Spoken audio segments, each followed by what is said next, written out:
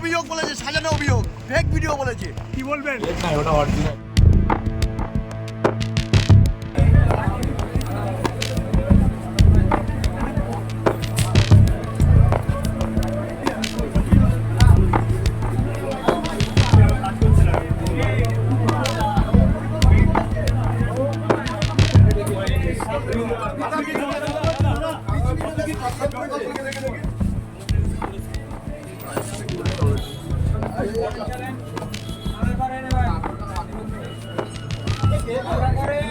মিথ্যে অভিযোগ, সাজানো অভিযোগ বলেছে, সাজানো অভিযোগ, ফেক ভিডিও বলেছে। কি বলবেন? না, ওটা অরিজিনাল।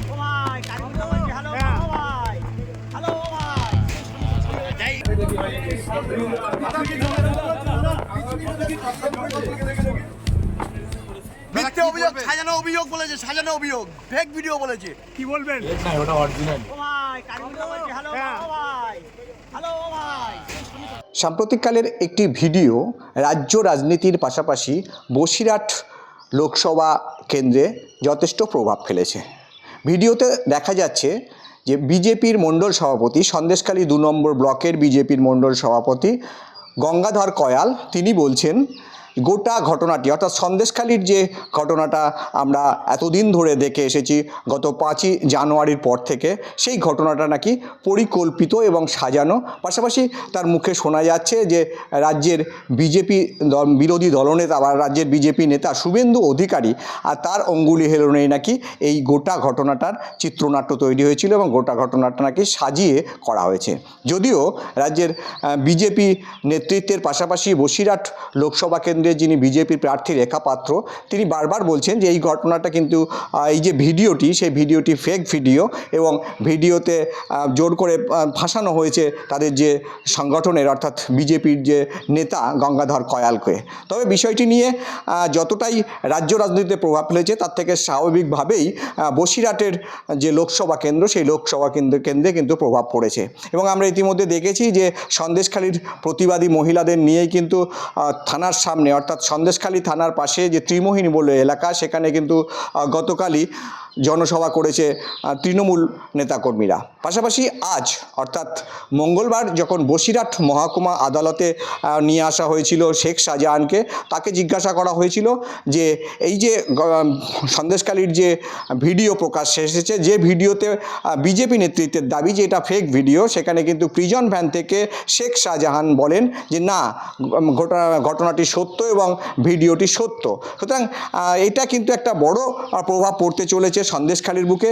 যদিও বিজেপি নেতৃত্বের পাশাপাশি ভিডিওতে যে ব্যক্তিকে দেখা গিয়েছে, অর্থাৎ সেই বিজেপি নেতা গঙ্গাধর কয়াল, যিনি সন্দেশখালী 2 নম্বর ব্লকের মণ্ডল সভাপতি, তিনি কিন্তু ইতিমধ্যেই সিবিআইয়ের কাছে অভিযোগ দায়ের করেছেন বলে জানা যাচ্ছে। পাশাপাশি তিনি সিবিআই দপ্তরে গিয়েও দেখা করেছেন বলে তার পরিবারের তরফ থেকে জানানো হয়েছে। তবে এখন দেখার, এই যে বিজেপি নেতৃত্ব যেটা দাবি করছে যে গঙ্গাধর কয়ালকে ফাঁসানো হয়েছে, ঠিক তেমনিভাবে তৃণমূল নেতৃত্বের দাবি যে না, এই ঘটনাটি সত্য এবং বিজেপির যে চক্রান্ত সেটা প্রকাশ হয়ে গিয়েছে এবং সে কারণেই আজ তারা ভিডিওটিকে আড়াল করার চেষ্টা চালাচ্ছে, বা তাদের যে তৃণমূল নেতাদের দাবি যে চক্রান্ত কিন্তু ফাঁস হয়ে গিয়েছে। এবং সেটা কিন্তু দাবি জানাচ্ছে সন্দেশখালীর যে বেতাজ বাদশাহ শেখ শাহজাহান, তিনিও কিন্তু আজ বসিরহাট মহকুমা আদালতে নিয়ে এলে প্রিজন ভ্যান থেকে সাংবাদিকদের প্রশ্নের উত্তরে তিনি কিন্তু জানালেন যে হ্যাঁ, ভিডিওটি সত্য।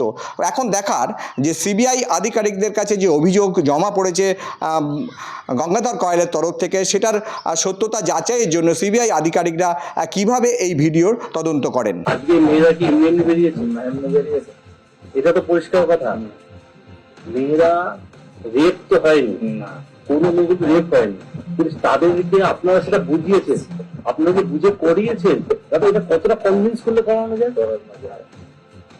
তাদের সঙ্গে কত আবার কি জবানবন্দি করে আবার ফোন করেছি, পুলিশ পায়ের মানুষ এসে আবার ছাটাত করছে, হাত করে দিতে হয়েছে, চলে গেলে আবার কথা বলতে হয়েছে। সেটাই বুঝতে পারছেন?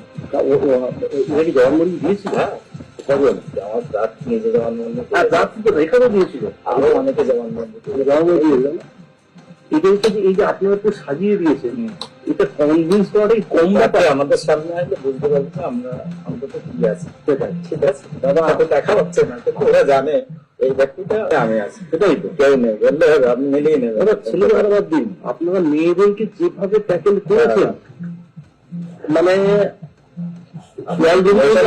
বলবেন না কি আছে, দল যদি কোনোদিনও আপনাদের সাথে মানে বেইমানি করে তার চেয়ে বড় কিছু হবে না। এটা কত করে নিয়েছিল? ছিল, এটা আপনি শুনেছেন, এত কম কম 2000 করে গেছে।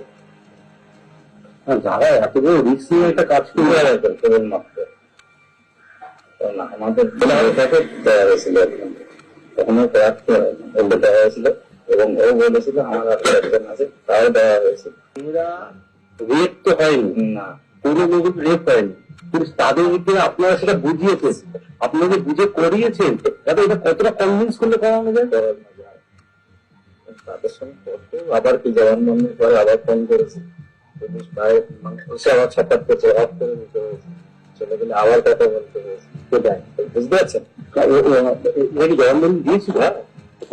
আমার রাত নিজে জবানবন্দি, রাত কিন্তু এখানে দিয়েছিল, আপনার অনেকে জবানবন্দি বুঝতে পারছো কি লেভেলের কাজ করেছে। আপনারা কিভাবে ওদের ব্রেন ওয়াশটা কিভাবে করতেন এটা বলেন দেখি। না, আমাদের নির্দেশ ছিল, করেছে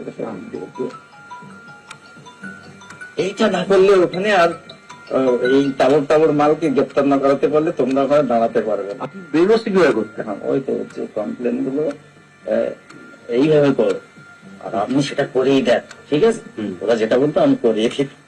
আপনি মেয়েদেরকে একটা মেয়ে যখন লিখতো যে আমাকে রেপ করেছে, মানে যেটা হয়নি তাও সেটা লিখছে, সেই ক্ষেত্রে তো ওরা তো প্রথমে তো না বলতে পারবে না, না বলেন, ওটা যেটা বলেছি সেটা শুনেছি।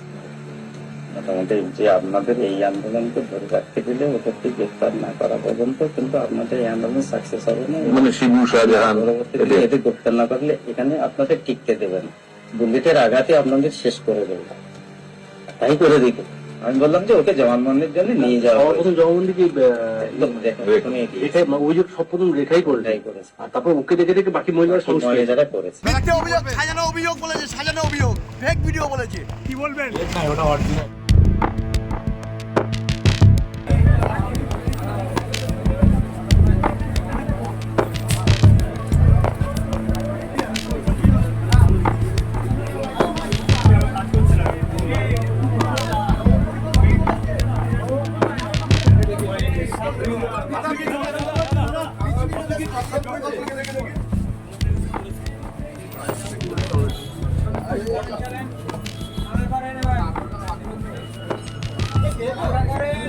মিথ্যে অভিযোগ, সাজানো অভিযোগ বলেছে, সাজানো অভিযোগ, ফেক ভিডিও বলেছে, কি বলবেন? না, ওটা অরিজিনাল।